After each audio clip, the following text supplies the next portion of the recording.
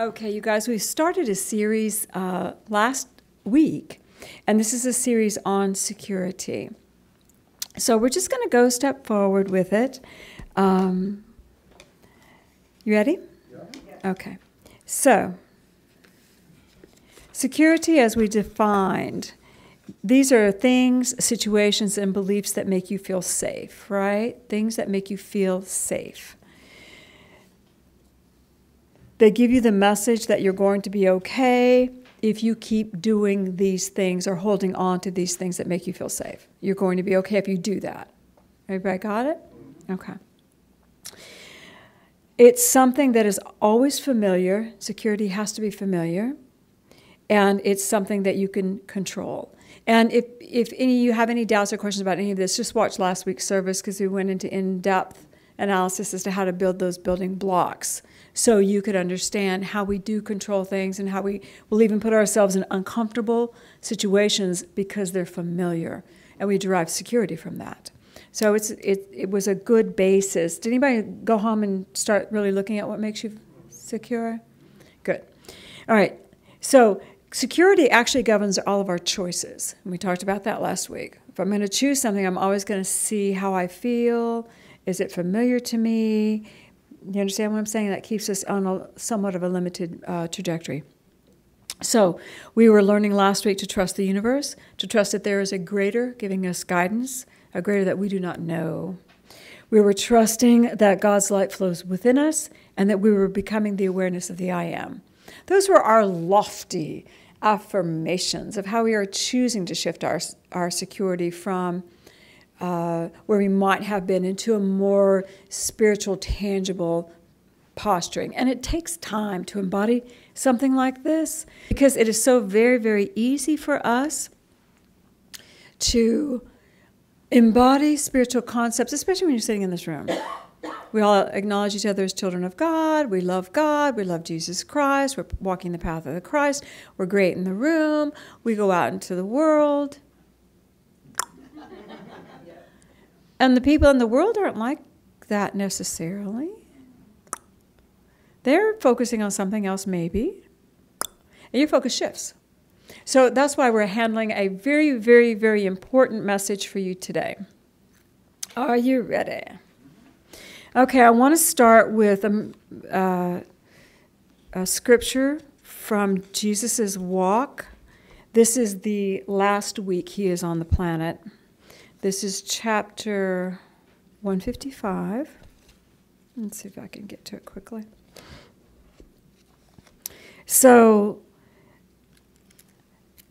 he enters Jerusalem on Palm Sunday. He teaches on Monday, Tuesday, and Wednesday, and Thursday. And he's teaching like nobody's business because he knows on Friday he's going to be crucified. So he is imparting all the wisdom that he can. He spends a lot of time at the temple. So in this particular instance, he was speaking to some Pharisees.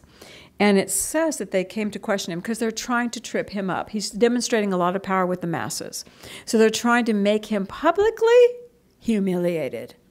Take his power away publicly, and then it will go. Then who he is will disappear, right?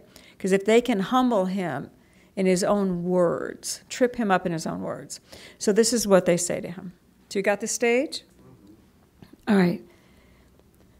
My Lord, you are a man of truth. They're speaking to him. You show the way to God, and you do not regard the personality of men. Nice setup. Master, we know you're a good person. Now, tell us, what do you think? Should we, who are the seed of Abraham, pay tribute unto Caesar? Or should we not? Tricksy little question, isn't it? Because the tax collectors were renowned for overtaxing, for taking more than they should, and blah, blah, blah, blah, blah. So answer could have gone any different direction, right? And so Jesus said to them, Jesus knew the wickedness of the heart and said, why do you come to tempt me thus? Show me the tribute that you speak about. And the man brought forth a piece of coin on which was an image engraved. And Jesus said, whose image and whose name is on this coin? And the man said, 'Tis Caesar's image and his name. And Jesus said, Give unto Caesar that which is Caesar's own, and give to God the things of God. And everyone said, well spoken. In this moment, Jesus is actually dealing with the concept of money, right? Render unto, the King James Version says, render unto Caesar what is Caesar's and unto God what is God's. That's what I was reared with, that particular phraseology. Render unto Caesar what is Caesar's and unto God what is God's. Jesus is actually showing us that there are realities in which we are moving, and it is okay to sustain the realities in which we are moving, but we do not make that reality our God. Has anybody ever gotten upset about paying taxes? Has anybody got upset about how your tax money is spent once it's paid? Do you send a bill to the government?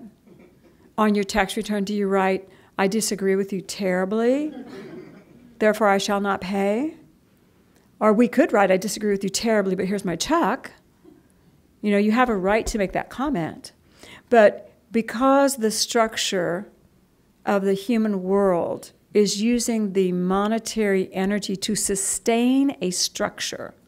Caesar had created a structure, Rome had created a structure, and actually Jerusalem was being sustained under that structure. Do you understand? So Jesus is saying, if they need that from you, give it to them. That's their structure. But who do you serve? Who is your source? Give to Caesar what is Caesar and to God what is God. And he'd always told them, what is God's? Your heart, your life, your mind, your spirit. That's God's. Give Caesar the coin, but your heart, your mind, your spirit belongs to God. Got it? Okay. How often when you deal with financial stuff does your heart go to Caesar? I've told people repeatedly throughout my years in the ministry, do not make a decision based on your pocketbook. Can I take that retreat? No, my pocketbook says no. Can I go buy that gift? No, my pocketbook says no. When you make your decision based on your pocketbook, who are you serving? Caesar, the monetary, the structure of this world. Instead of saying, God, my Father who says I can have anything I want, I would really love to do that. My pocketbook doesn't have it right now, but I'm going to open a receptive vessel. However you want to give it to me, I'm willing to receive. I'm not worried about it. I'm going to sweat it. I'm going to open up, and I'm going to say, God, who has my heart, my mind, my soul, flow through me. And if I need to go there, it'll come. Do you see? We're not saying the structure is bad. We're not trying to destroy the structure. We're just saying we do not live according to what the structure tells us. You guys with me? All right, there's another story I want to share. It's 131. And this was a fun story. Even as a child, I love this story. This is one of my favorites. They have just entered Capernaum. And you know, Matthew was a tax collector, and Judas worked for Matthew. And there's stories about tax collectors all throughout the New Testament where they're not the good people. They're not. So they've just entered Capernaum. They've been traveling around. And, the tax collector came to Peter saying, Man, do Jesus and yourself pay this half-shekel tax? And Peter said, We pay whatever is assessed. And Jesus said, From whom do the publicans collect this special tax, from strangers or native sons? And Peter said, the strangers only are supposed to pay the tax. Okay, so they've been assessed a tax. Peter says it's for strangers. Jesus said, we are native sons and we are free. But lest we cause contention, we will pay the tax. But neither had the shekel to pay. So Jesus said to Peter, Go to the sea, cast in a hook, and catch a fish. And you will find within its inner parts a shekel. Take that up and pay the tax for you and me. And Peter did as Jesus said. He found the shekel and he paid the tax. How fabulous is that story? When the structure said, I'm redefining your position in our society. Again, I know you've had that experience. You thought you were okay here, but now we're being redefined over here. Redefined your position, and now you're going to owe more money. And Jesus said, okay, I won't fight you. Peter, go get the fish. Now, in my mind, in my little mind, I know that that fish had a shekel in its mouth. I know that the miracle of it was there because I know God can manifest matter in a nanosecond if I need it. In a nanosecond. And I know there are scholars that say the story represents the fact that Peter took his consciousness of fishery, caught a fish, and sold it.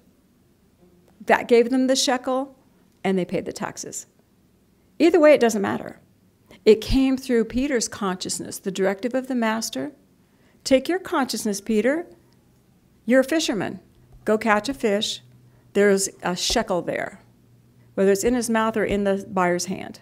It doesn't matter to me, although I think it's in the mouth. It doesn't matter to me. The shekel came because Peter took the guidance and stood forth in his consciousness to allow God to give to him out of the blue what was needed. How powerful is that? What we need can come to us in the most unusual ways. The most unusual ways. But they're always within our ability to receive, our level of consciousness. Our level of consciousness. The universe says there's nothing ever lost. And if you own a task or a vibration within your consciousness, that is how you can open to receive greater. You know, if I were Meredith, or any of the choir perhaps, and I needed to fill my bucket of shekels, you know what I might run around my house doing? Singing. I might run around my house just singing to the wall, singing into the wall, singing into the wall, because I'm giving of my consciousness, I'm giving of my gift, knowing that as I give of my gift, the shekels are coming. Do you hear? I'm doing what I know to do in joy, and I'm knowing the universe is going to bring it to me. I'm not looking for a job that's going to pay me X number of dollars and try to do that. I'm giving immediately of what I have. Do you see? In my level of consciousness, actual manifestation or selling the fish, I have seen both so many times. So many times. And selling actual manifestations, for me, is easier. The energy is given, the substance is received. All right, I want to shift to love without end for a moment. Are you aware how financially tied you are? Are you aware that you stress over money? I had clients who shall go nameless, none of you in this room, of course, who have a great flow coming in, money coming in, just great, it's fine. They had stocks, a good amount of stocks and money in the market, and it was great, and they were fine, and they were happy. When the market fell not too long ago, do you remember? Their income didn't fall. The amount of money that they paid their bills with didn't change. But guess what they became? Poor. Afraid. I have to work harder now. I don't have the resources in the sky. The market. Now I'm poorer than I was. Really? Your flow stopped? You can't pay your bills? No. In that moment, they allowed the structure to tell them how they needed to feel. Instead of saying, God, my Father, isn't that funny? That market just fell. I had this amount of money. I'm not asking you to build the market back up if you don't want to, God, but I'm welcoming this amount of money to come back to me because it was mine, and I was enjoying having it, and I'm open to receive. You got it? That's a big example, and some of you don't have great portfolios, and you say, well, that doesn't apply to me, but it does. We all tend to react to what the structure is telling us.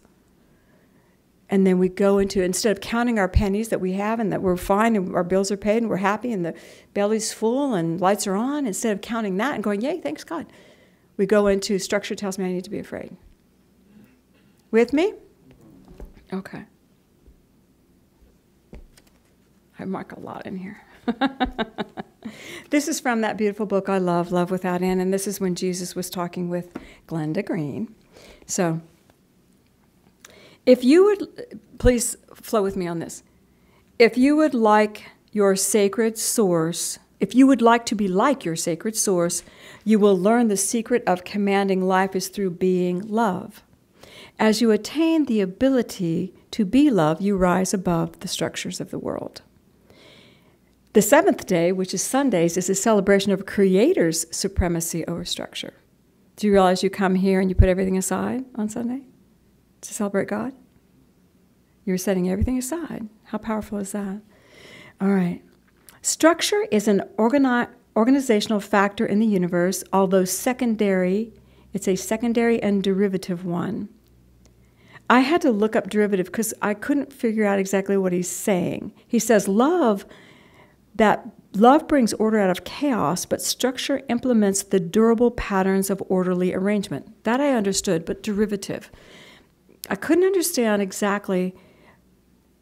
Structure is the organizational factor in the universe, although secondary and derivative. So I looked up derivative, and derive is in all of the definitions, the word itself. So the original word, it meant to be away or to be downstream. That's what the original word meant. So if it is derivative, it is of the origin, but flowing away from the origin. Do you understand? It is a derivative of it. Therefore, does it need to be sustained permanently and forever? No, it's secondary. It is not origin. It is a creation, a flow down the stream from origin. So when we look at the structure around us, and we look at this is changeable, it doesn't have to stay this way. I'm not asking you to take on the world, I'm asking you to think about your world. This does not have to stay this way, because it's not origin. Okay. Structure represents the predictable and agreed upon patterns of existence which start with simple forms and then builds to complex ones. It's always subject to revision and to development or suspension, either one. So the structure in this structure, we use money to keep our structure in place. We use money. We've agreed upon the framework in which to create. When the structure dominates, when money is dominating, we lose our creative spirit. Everything goes to maintain the structure, and energy no longer flows freely. It moves through the created canals of existence. So we can take this to government, we can take this to home, we can take this to your budget, we can take this to how you handle your relationships. There are structures. And once you get into that, you tend not to change it. Is this too heavy? Okay. Helpful, okay. In society, structure is most protected by those who have attained what they want. If you've attained what you want to keep the structures there. Yeah?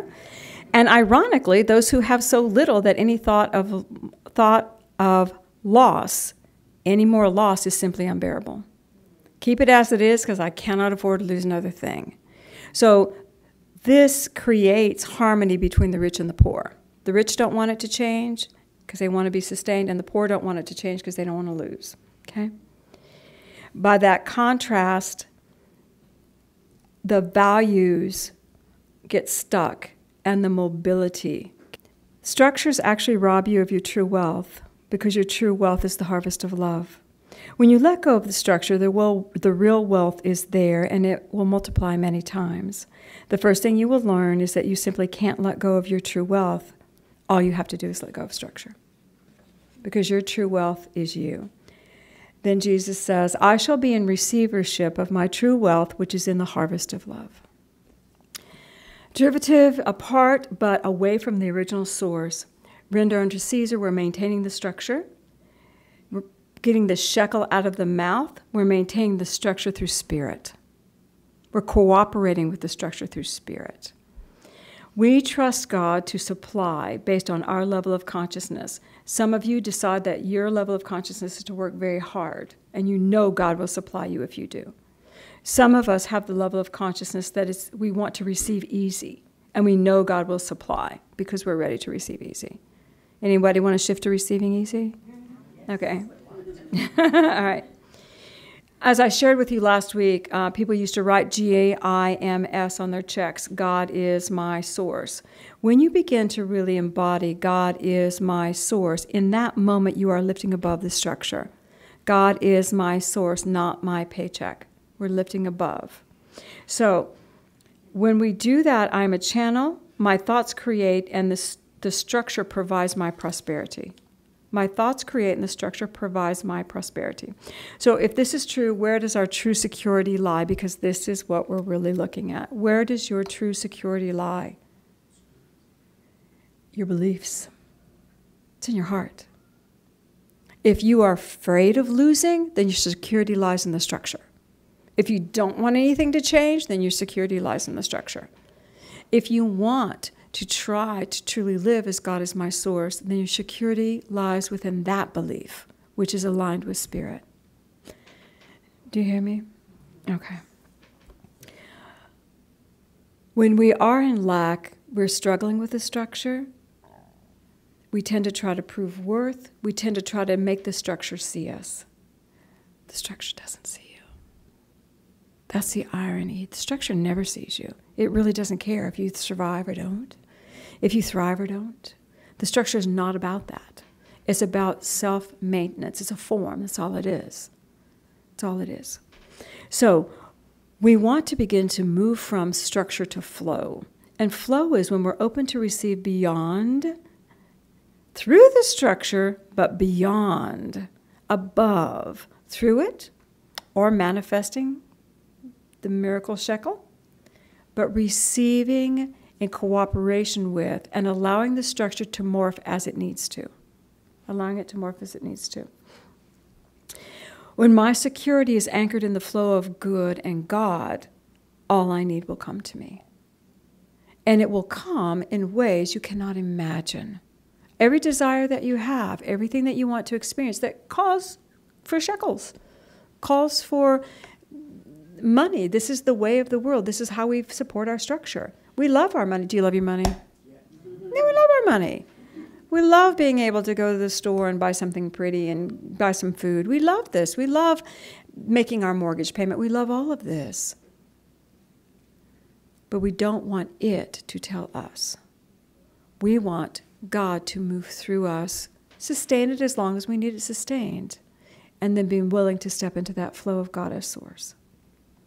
Make sense? All right. We enter the flow by releasing and accepting, by giving of our talent and ability, whatever it might be, singing to the walls. We give our talent and ability, we give our energy, and the flow comes back to us. Got it? All right. I wanted to close with one thing because we are out of time. I know you're hanging on every word saying, talk more, Cindy, talk more. I know you don't have pride of possessions, but you have, I like my possessions. I be liking my possessions. So pride of possessions form temptations which everyone will face in varied forms, but all have in the end to arrive at the point of spiritual growth where you know you possess nothing. Of ourselves we are nothing, we possess nothing, for all gifts come from God and belong to God. We live and move and have our being only in the consciousness of Father, Mother, God. All that we can think of in this world can be gone in a minute, but our consciousness cannot. Did anybody ever clean out a parent's house after they cross over?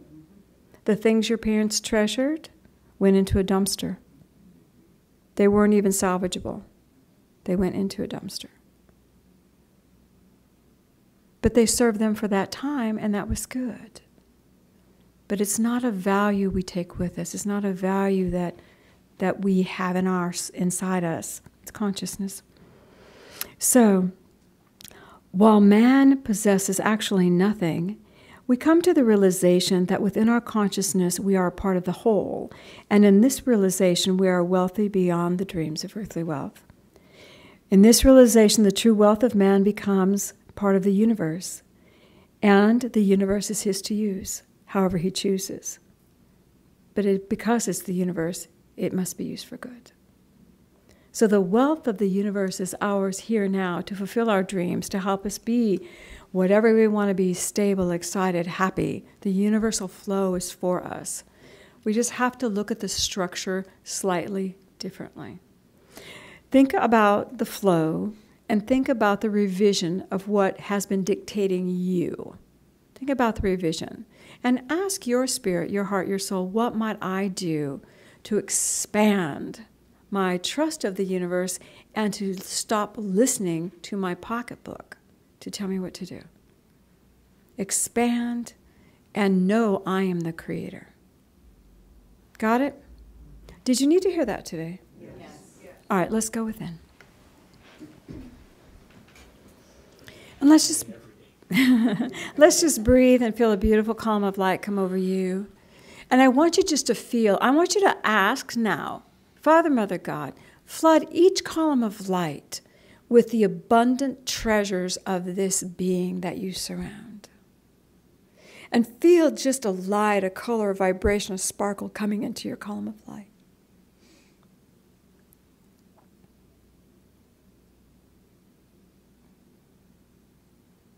And begin to feel that you are valuable beyond your possible understanding. You're a child of God. You are valuable. And I want you to take a breath and breathe in all the good that you feel in this column of light. Father, Mother, God, I'm open to receive all the abundance the universe has for me. I am willing to share my consciousness, my light, and I receive easily and abundantly and pressed down and running over, and I am one in the flow of your love. Breathe it in. And feel that beautiful love of Jesus Christ, the one who walked many times without a coin.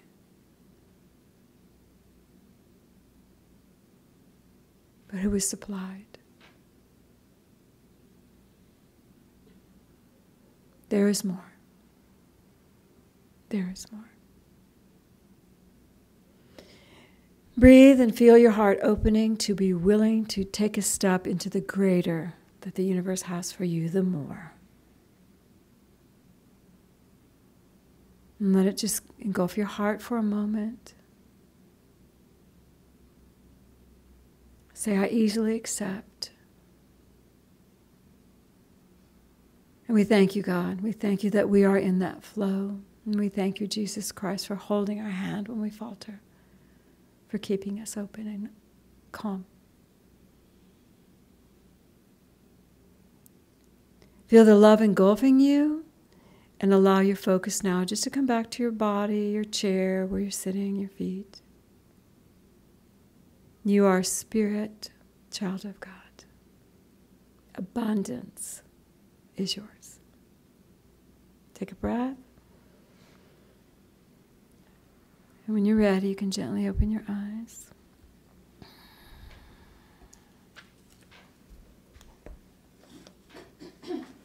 Could you feel the sparklings in your field? Little vibrations. If not, you've asked for it, so you'll feel it at some point during this day or in the next couple of days. Because you asked, it will come to you and you'll go, oh, look at that. I feel all sparkly. Look, this is me. This is the good the universe has for me. Let me breathe it in. One of the greatest challenges is this one. Your heart talks. Your heart knows, and your heart will guide you. Start looking for the shekels in the fish's mouth.